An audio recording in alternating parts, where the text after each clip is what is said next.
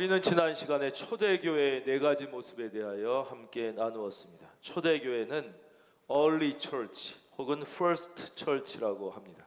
즉 주님께서 성령께서 친히 세우신 교회의 본 모습, 그 원형 그대로의 모습의 교회를 초대교회라고 얘기합니다.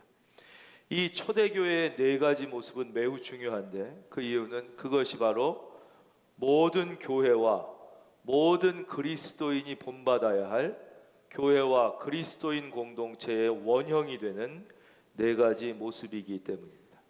그 네 가지 모습은 무엇이었습니까? 첫째, 말씀을 뜨겁게 배운 것이었습니다.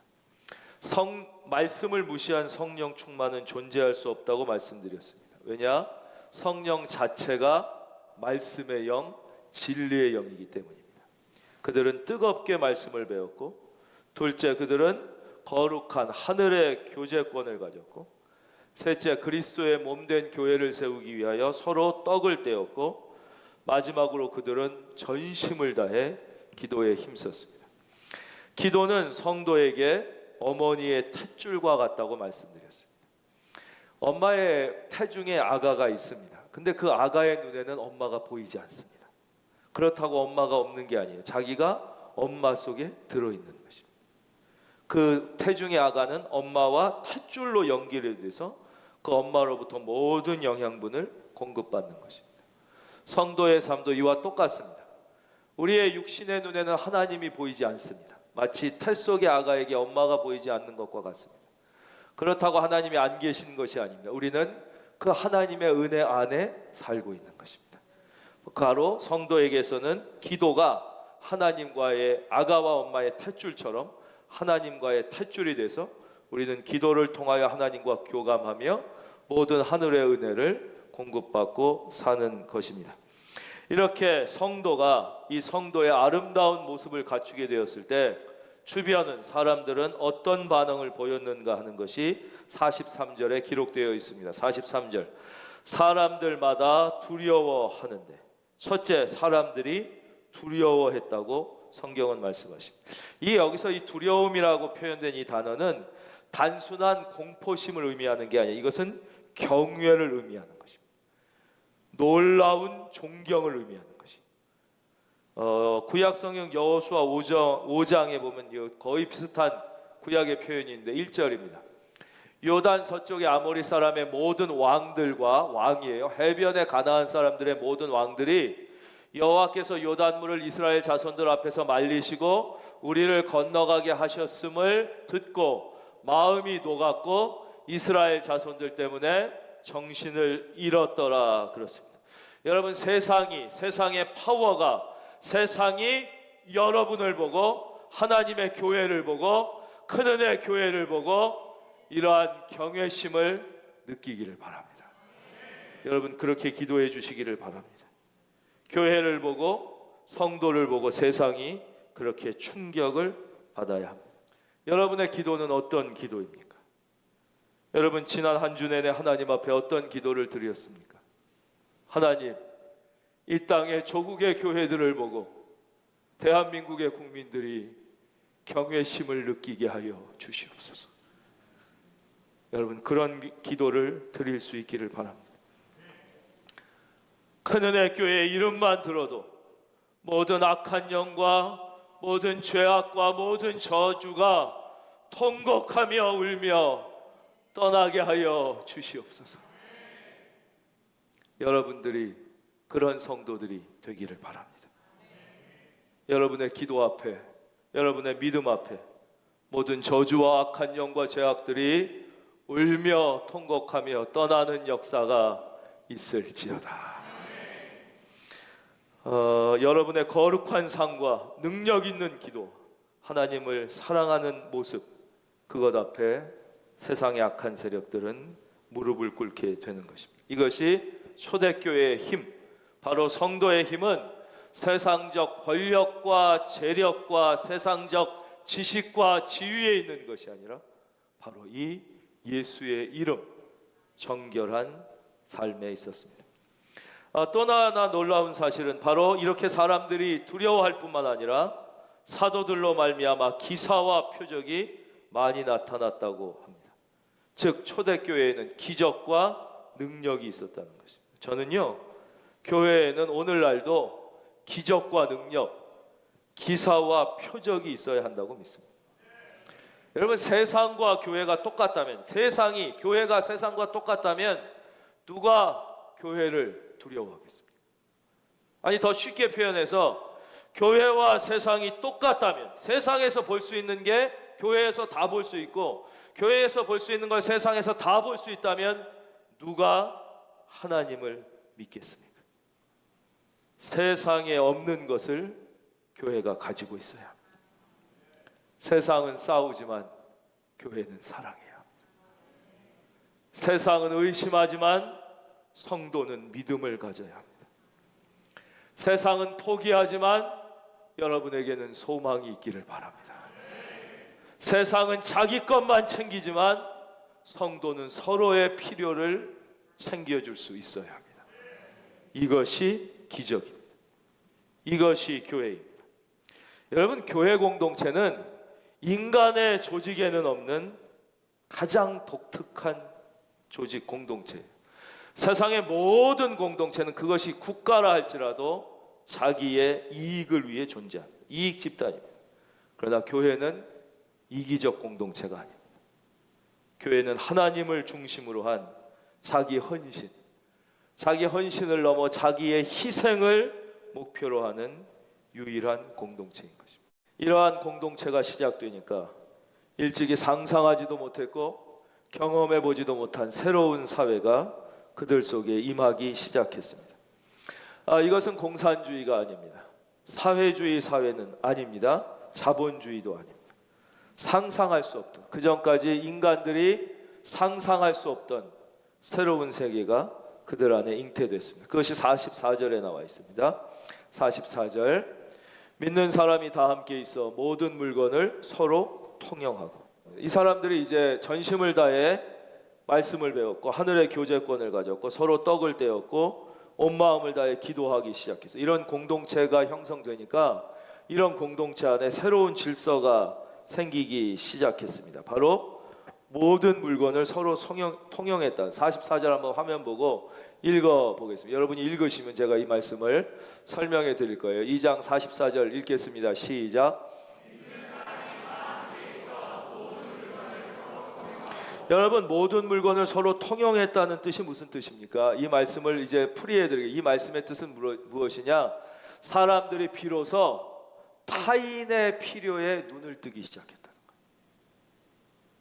그전까지 사람은 왜 우리 사는 사회가 지옥 같으냐? 사람들이 타인의 필요는 보지 않고 다 내 필요만 생각하는 거예요. 그래서 가졌는데 더 가지려고 하는 거예요. 다 나만 중요한 거예요. 나만. 그치요? 예. 다 내 자신의 필요만 보니까 만인을 다한 싸움이 시작되고 이 세상이 이렇게 풍요한데도 지옥 같은 것이. 그러나 주의 영이 임하기 시작했을 때 비로소 그들의 눈이 열린 거예요. 여러분, 주의 영이 임하면 눈이 열립니다. 하나님을 보게 됩니다. 그리고 나를 보게 됩니다. 마침내 이웃의 아픔과 필요를, 여러분들도 그럴 수 있기를 바랍니다. 이웃의 아픔과 필요를 보게 되는 것입니다. 이것은 간단한 사실이지만 인간의 힘으로 불가능한 일입니다. 많은 사람들이 유토피아를 동경했습니다. 이상사회를 꿈꾸고 건설하려고 노력했습니다. 우리가 잘 아는 공산주의의 창시자 칼 막스뿐만 아니라 수많은 철학가들과 사상가들이 유토피아를 꿈꿨어요. 어떤 사람은 예언한 사람도 있어요. 그러나 여러분 잘 알다시피 유토피아란 그리스어의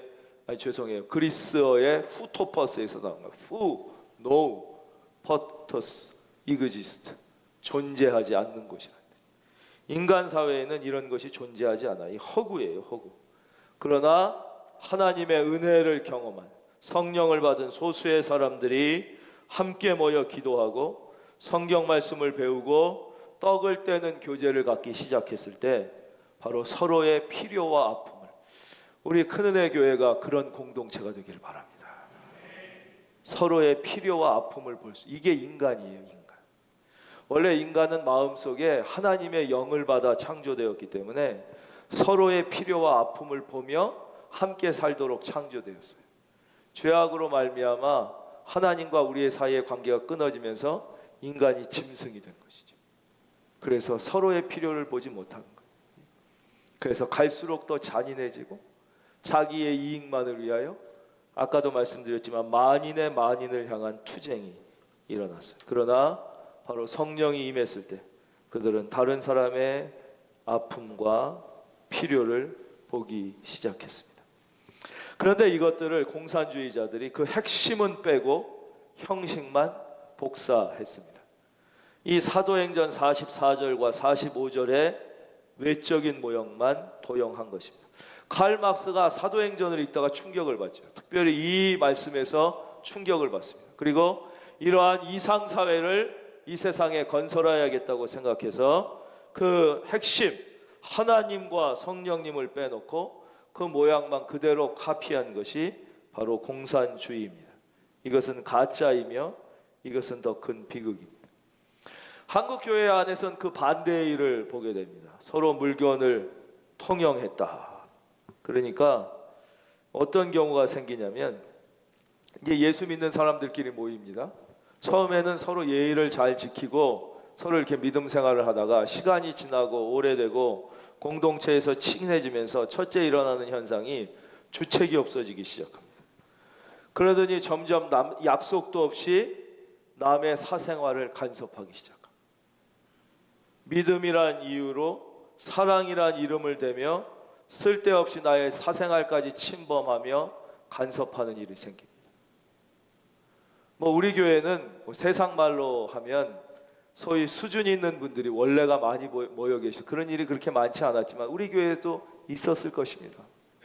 약속도 없이 남의 집을 막 찾아가, 남의 사생활을 쓸데없이 간섭까지 하면서 그것이 마치 성도의 교제인 거죠. 주로 소그룹 공동체나 찬양대 공동체 이런 데서 많이 일어나는 것이죠. 여러분, 이것은 성도의 공동체가 아닙니다.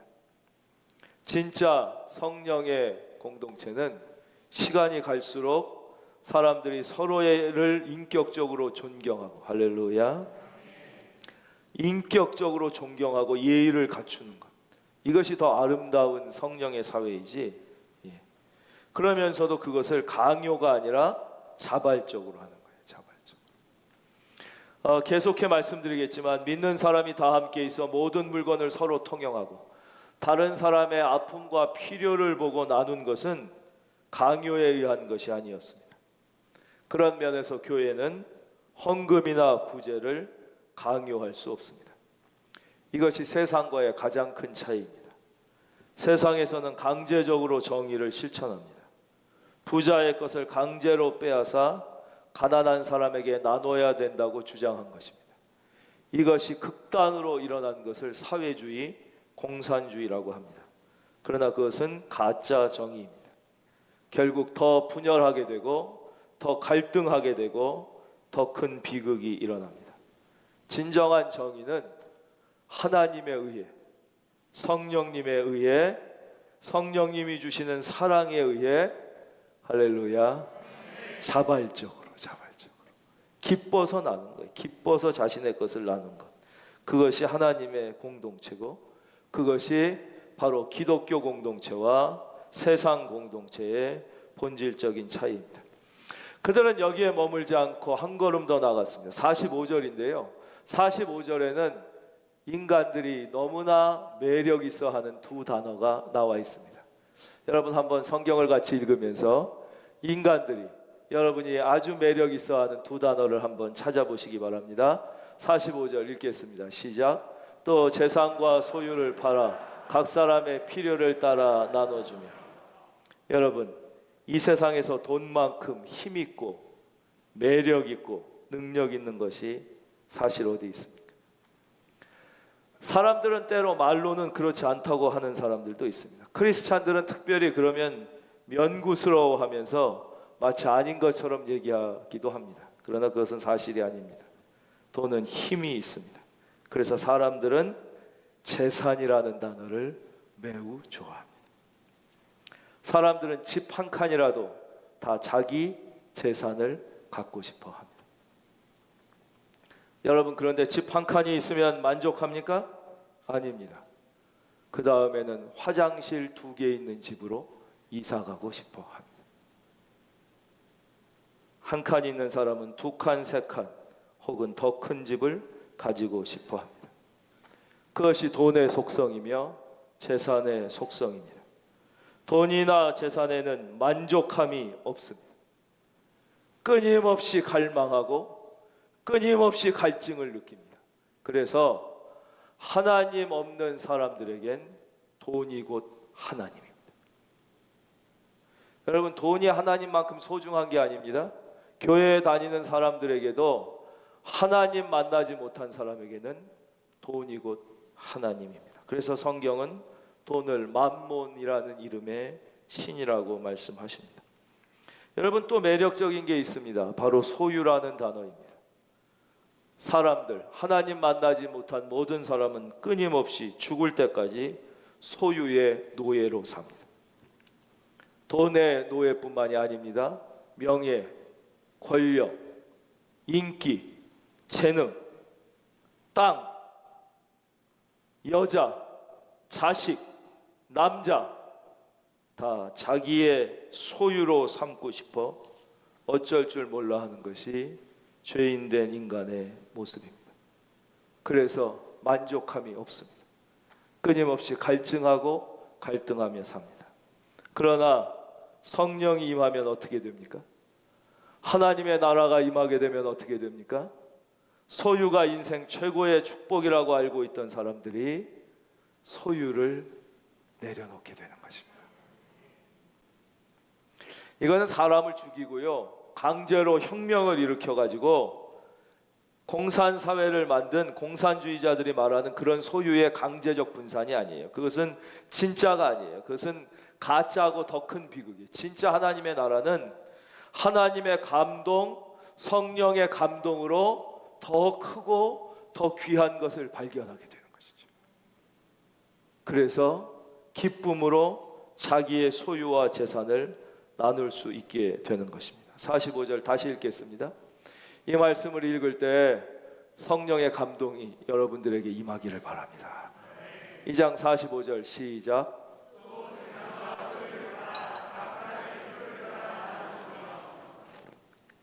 이것은 공산주의, 사회주의가 아니라고 말씀드렸습니다. 그럼 이것은 자본주의입니까? 아닙니다. 여러분, 공산주의에만 문제가 있습니까?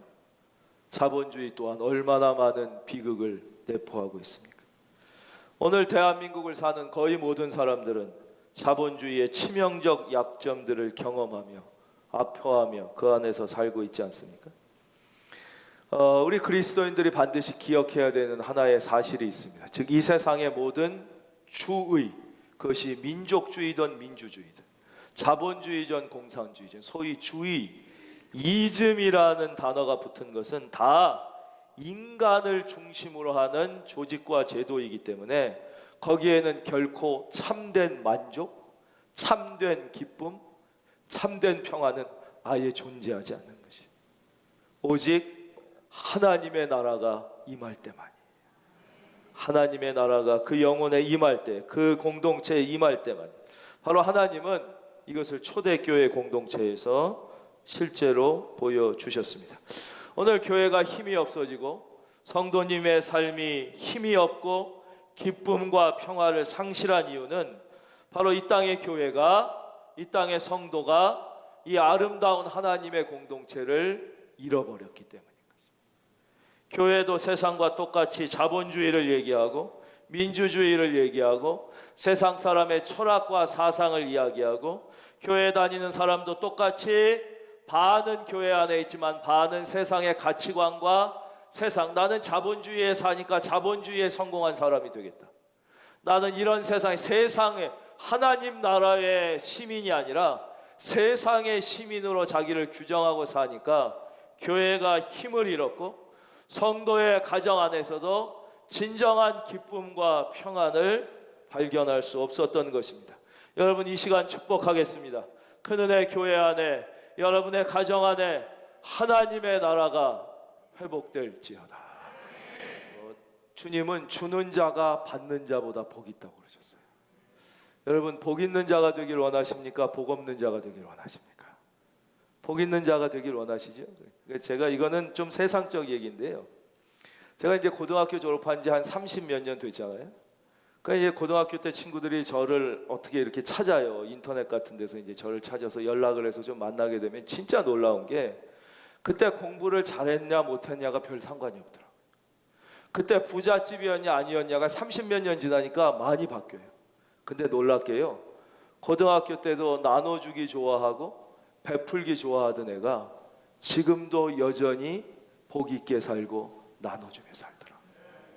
참 신기해. 이게 영적인 얘기인데 물질 그때도 잘 사냐 못 사냐 공부 잘했냐 못했냐 남의 거 뺏기 좋아하고 지 것만 챙기기 좋아하는 친구들이 있어요.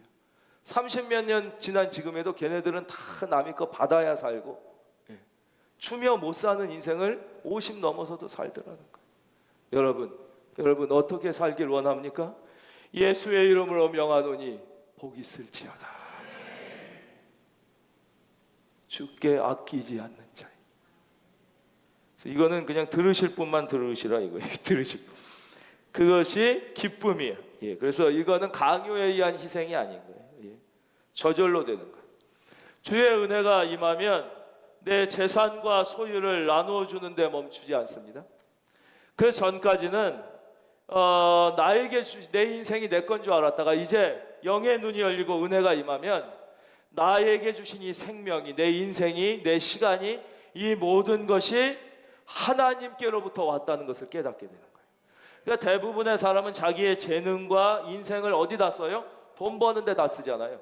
근데 이제부터 생각이 바뀌어서 나에게 주신 이 재능과 시간을 돈 버는 게 아니라 주여 저의 이 생명과 재능을 통하여 하나님 영광 받아 주시옵소서 이렇게 되는 거예요. 그래서 하나님의 영광을 위해 사는 거. 왜냐? 내 재능도 내 재산과 소유뿐만 아니라 내 시간도 내 생명도 내 재능도 내게 아니라 다 하나님께서 주신 거라는 걸 깨닫게 돼요. 그래서 그때부터 인생이 달라져요. 즉 제가 여러 번 반복해서 말씀드리죠. 그리스도인의 직업관은 무엇이냐? 그리스도인은 절대 돈 벌려고 일하는 게 아니에요. 어떤 직업이든 마찬가지예요. 하다못해 내가 지금 최저 시급으로 임시 알바를 한다고 그래도 그리스도인은 돈 벌려고 일하는 게 아니에요. 여러분 스스로를 한번 손을 얹고 생각해 보세요. 여러분이 한 달에 1,000만 원을 벌든 100만 원을 벌든 그것과 상관없이 여러분은 그 돈 받고 일하기에는 너무 존귀한 사람이에요. 아시겠어요? 여러분 돈의 노예가 되지 말기를 바랍니다. 여러분은 하나님의 자녀예요. 그럼 우리 그리스도인들은 왜 일하느냐? 그건 하나님이 맡겨주신 하나님의 영광을 위해서 일하는데 하나님이 육신을 갖고 사니까 먹고 살려고 돈도 주시는 거라고 생각해요. 제가 이게 좀 유치한 얘기만 말씀드려요. 목사가 돈 벌려고 설교하면 얼마나 비참하겠어요. 저는 이게 저에게 맡겨주신 사명이니까 하는 거예요. 그럼 하나님이 먹고 살라고 저는 교회를 통하여 돈을 주시고 여러분들은 회사를 통하여 주시거나 일하는 사업체를 통하여 주시거나 할렐루야. 그러니까 여러분은 그 회사 사장의 종이 아니에요. 여러분은 그 가게의 종이 아니라 하나님의 영광을 위해. 그래서 모든 일을 하듯 성경이 뭐라고 써 있어요? 따라하겠습니다. 죽게 하듯 하라. 죽게 하듯 하라. 그러면 돈은 하나님이 주시는 것이에요. 바로 이것이 하나님 믿는 사람들의 공동체요, 교회의 원형이에요. 그 공동체가 크건 작건 그게 중요한 게 아니에요. 5,000명이 모이든 500명이 모이든 아니 50명이 모이든 단 5명이 모인다고 할지라도 이런 하나님의 사람들이 모인 공동체, 그것이 진짜 교회, 큰은혜 교회가 그렇게 되기를 바랍니다. 우리가 회복해야 될 하나님의 교회, 초대교회의 모습이에요. 우리는 이 초대교회의 모습을 통하여 하나님의 축복이 이러한 사람들의 삶 가운데 실제 생활에 임재한다는 사실을 또 46절에서 발견하게 됩니다. 날마다 마음을 같이하여 성전에 모이기를 힘쓰고 집에서 떡을 떼며 기쁨과 순전한 마음으로 음식을 먹고. 이들은 날마다 마음을 같이하여 성전에 모였어요. 얼마나 좋으면 날마다 모였을까요? 날마다 성전에 나와야 된다. 그러면 이게 율법이에요. 예. 근데 나오라 그래서 나온 게 아니라 그냥 좋아서 나온 거예요. 그 모습 속에 우리는 이 초대교회 성도님들의 하나님에 대한 갈망을 읽을 수 있는 거죠. 이러한 사람, 그들은 날마다 마음을 같이 해서 성전에 모였어요. 그리고 집에서는 떡을 떼며 기쁨과 순전한 마음으로. 여러분, 이런 복이 있어야 돼요. 그러니까 여러분이 오늘 식사를 예배 끝나고 뭐 점심이든 저녁을 잡수실 때 아무리 소박한 끼니라도 식사를 대할 때마다 여러분의 마음이 기쁨이 있고요. 예. 감사가 넘치면 최소한 하루 3번은 기뻐할 수 있어요. 예. 이게 은혜가 임하면 기쁨이 임하는 인생이 되는 거예요. 예. 예. 여행 자주 다니는 사람 부러워하지 마세요. 아무리 여행 다녀도 1년에 몇 번 가겠습니까? 여행. 그러나 주의 은혜가 임하면 밥은 하루 3끼 먹잖아요. 하루에 최소한 3번 이상은 할렐루야 순전함과 기쁨이 임하게 되는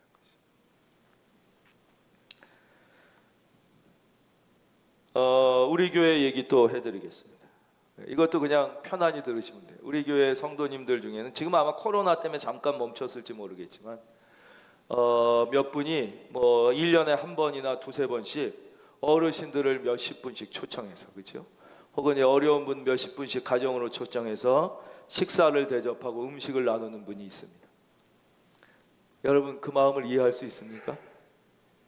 저는 그 마음을 이해할 수 있습니다. 그런 마음이 드는 거예요. 그러고 싶은 거예요. 그게 기쁨인 거예요. 그분은 아마 식사할 때마다 기쁠 거예요. 여러분, 그런 마음이 여러분에게 있기를 주의 이름으로 축원합니다. 할 말은 많으나 또 가르치는 말씀을 하면 상처받고 내 얘기한다고 그럴까 봐 좋은 얘기까지만 하고 넘어가겠습니다. 어떤 사람은 지 혼자 처먹는 인간이 있다 이런 얘기 하려고 그랬는데 아무리 좋은 거 먹어도 소용없다는 거예요.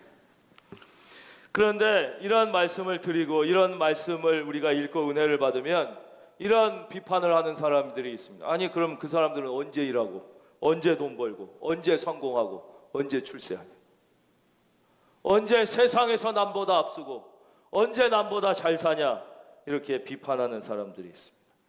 여러분, 쓸데없는 걱정하지 마십시오. 지나치게 바쁜 사람은 문제가 있는 사람입니다. 정말 정직하게 일하고 정직하게 노동하는 사람들은 반드시 정직하게 하나님을 섬길 충분한 시간이 주어지는 것입니다. 여러분, 여기에 아멘 하시기 바랍니다. 다시 말하겠습니다. 정말 정직하게 일하고 정직하게 노동하고 정직하게 사는 사람에게는 하나님을 정직하게 섬길 수 있는 충분한 시간을 하나님이 주십니다.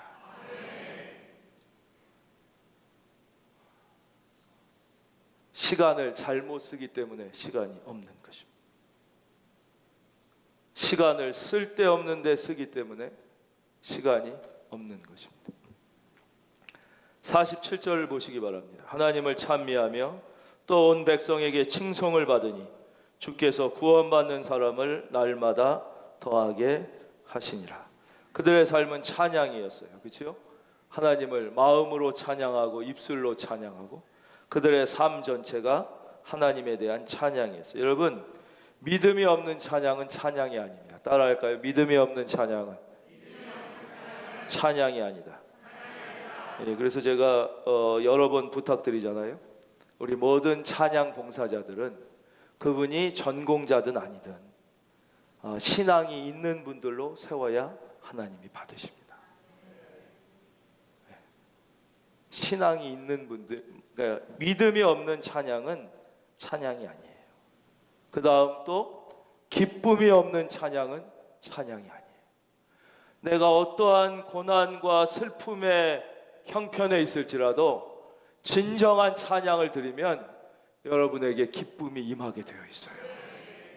그 환경과 형편을 넘어서는 하늘의 기쁨이 오게 되어 있는 거예요. 그래서 이들은 하나님을 찬미할 때 기쁨이 넘쳤을 거예요. 그랬더니 어떻게 돼요? 또 온 백성에게 칭송을 받게 됐어요.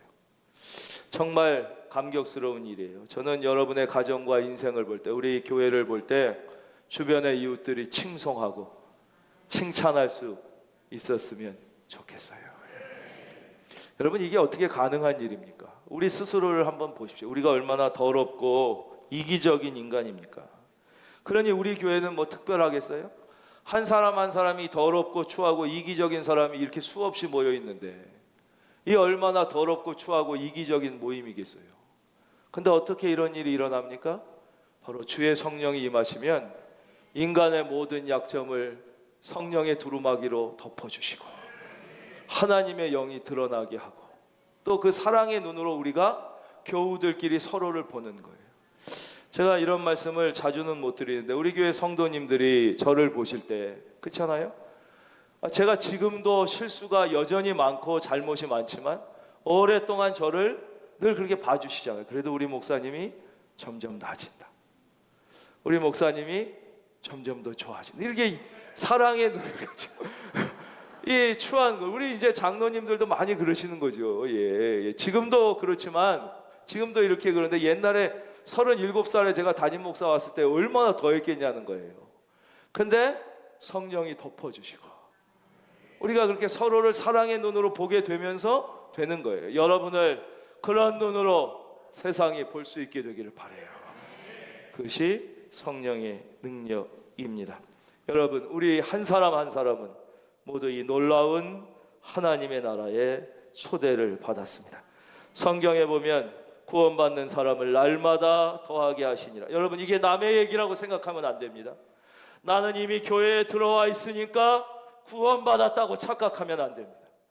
하나님은 다시 이 진정한 행복의 나라에 우리를 초청하고 계시는 것이에요.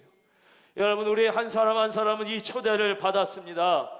성령님의 이 아름다운 초대에 응하는 여러분이 되시기를 바랍니다.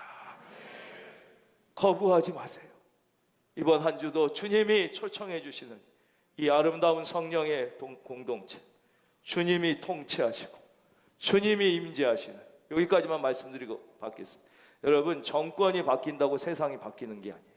우리가 도덕적이고 하나님을 경외하는 정권을 위하여 크리스찬이 물론 당연히 기도해야 되죠. 그러나 무슨 구청장이 바뀌고 시장이 바뀌고 대통령이 바뀌고, 그게 훨씬 더 중요한 걸 얘기해 드릴게요. 여러분 마음 속에 정권이 바뀌어야 되는 거예요. 내 마음 속의 정권이 여전히 나의 아집과 고집이 난, 아무리 좋은 대통령이 들어와도 내 인생은 바뀌지 않아요. 우리 가정은 바뀌지 않아요. 내 안에 정권의 자리에 내가 아니라 성령님이 임재하실 때, 바로 주님이 우리를 그렇게 초청하시는 거예요. 그때 모든 사람의 인생은 예외 없이 바뀌게 되는 것입니다. 오늘도 하나님은 이 아름다운 하나님의 나라로 우리를 초청하고 계십니다.